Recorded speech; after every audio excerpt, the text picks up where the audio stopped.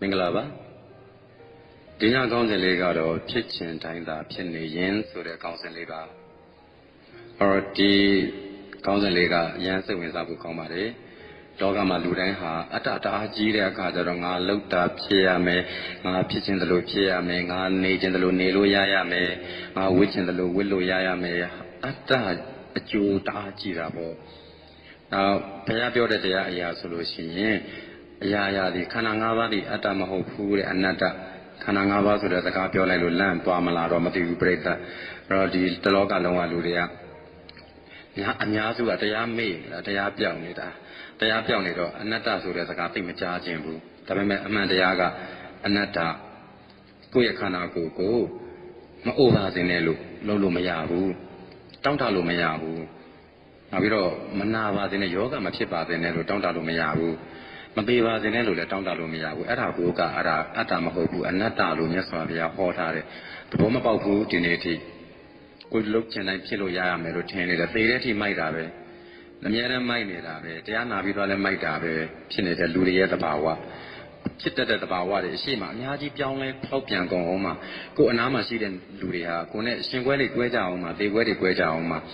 ကိုယ်ပိုင်ထားတဲ့ပစ္စည်းတွေဆိုတာကလည်းကိုယ့်ကိုဆုံးခွာသွားကြအောင်မှာတနည်းနည်းနဲ့ပျက်စီးကြအောင်မှာပြည့်ရင်ပြင်ရအောင်မယ်ပျောက်ရင်ပြန်ရှာရအောင်မယ်အများကြီးပဲဒုက္ခမျိုးစုံနဲ့ကြုံနေတဲ့ဒီလောကကြီးမှာကျုံတယ်လို့နေတတ်ရမယ်ဖြစ်ချင်တိုင်းသာဖြစ်နေမယ်ဆိုလို့ရှိရင်တော့အကုန်လုံးလူတိုင်းဟာတန်းကျွယ်တထေးသေးကြီးပဲဗမာပြည်ကလူတွေအကုန်လုံးဆူတောင်းသလားမမင်းနဲ့အဲ့ဒါကြောင့်သူတို့တွေစုတွေတောင်းပြီးတော့သူတို့ဆူတောင်းတွေသာပြည့်မယ်ဆိုလို့ရှိရင်ဗမာပြည်တစ်ပြည်လုံးတန်းကျွယ်တထေးများအကုန်ဖြစ်နေပြီပေါ့ခုရှိမှမဖြစ်တာဆင်းရဲသလားမမင်းနဲ့ဗမာပြည်ကလူတွေဆူတောင်းသလားလည်းမမင်းနဲ့ပြည့်မယ်ဆူတောင်းတွေကအဲ့တော့မြတ်စွာဘုရားကအတ္တသာဖြစ်နေမယ်ဆိုလို့ရှိရင်ကိုယ်ဆူတောင်းသလိုဖြစ်နေမှာပေါ့တဲ့ကိုဖြစ်ချင်တယ်လို့ဖြစ်မှာပေါ့တဲ့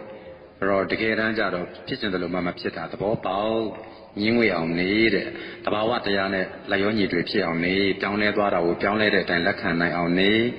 ဖောက်ပြန်သွားတာကိုဖောက်ပြန်သွားတဲ့အတိုင်းလက်ခံနိုင်အောင်နေနောက်ကိုယ်နဲ့ကွေကွင်းရမယ့်သူတွေဟာမလွယ်မသွေကွေကွင်းရမှာဖြစ်တဲ့အတွက်ကြောင့်ကွေကွင်းတော့မှကဆုံပေါက်မနေနဲ့ကွေကွင်းရမယ့်တရားဒီကွေကွင်းတာဖြစ်တဲ့အတွက်ကြောင့်ဒါတဘာဝပဲလို့လက်ခံနိုင်အောင်ကြိုးစားဒါဆိုကိုအေးချမ်းမယ်အဆိုးမရခြင်းသဘောတရားကိုလက်ခံထားနိုင်တဲ့လူတစ်ယောက်ဟာအေးချမ်းတဲ့ကိုယ်အနားမှာရှိတဲ့အရာတွေကိုဘယ်အရာကိုမှထာဝရအနေနဲ့စုပ်ကိုင်မထားဘူးသူ့သဘောအတိုင်းသူဖြစ်နေတာလို့ခံယူထားတဲ့အတွက်ကြောင့်အေးချမ်းတဲ့အေးချမ်းခြင်းနဲ့ဆိုလို့ရှိရင်အဲ့ဒီဖောက်ပြန်တတ်တဲ့သဘာဝတွေကိုအမှန်တိုင်းလက်ခံနိုင်အောင်ကြိုးစားကိုယ်ပိုင်ကိုယ်ဆိုင်ကိုယ်စီစဉ်လို့မရနိုင်ဘူးသူ့သဘောအတိုင်းသူအကြောင်းတွေတိုက်ဆိုင်လို့ဖြစ်နေတယ်ဆိုတဲ့အချက်ကိုလက်ခံနိုင်အောင်စဉ်းစား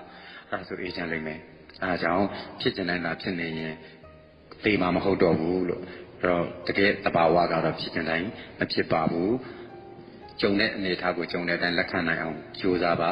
ကိုယ့်ရဲ့အေးချမ်းမှုကိုဥတည်တယ်ဆိုလို့ရှိရင်အရာရာကိုပြီးတဲ့အတိုင်းလက်ခံနိုင်အောင်ကြိုးစားပါကိုယ့်ရဲ့စိတ်ကိုယ်သာအေးချမ်းအောင်ပြုပြင်မွမ်းမံသွားပြီးတော့အေးချမ်းစွာနေနိုင်ပါစေလို့ဆုတောင်းပေးတဲ့အားလုံးကျမ်းမှာချမ်းသာကြပါစေ